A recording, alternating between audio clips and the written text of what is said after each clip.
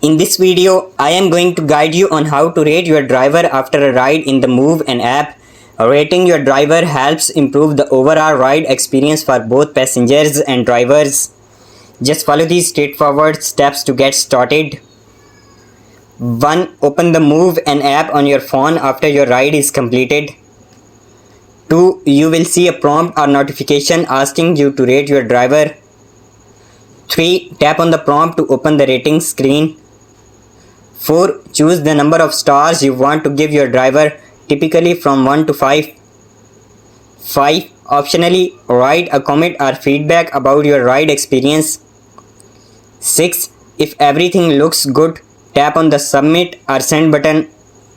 7. Your rating and feedback will be shared with the Moovn team. 8. This helps improve service quality and rewards good drivers. Always rate your driver to help maintain a high standard of service. Your feedback ensures better experiences for everyone using the app.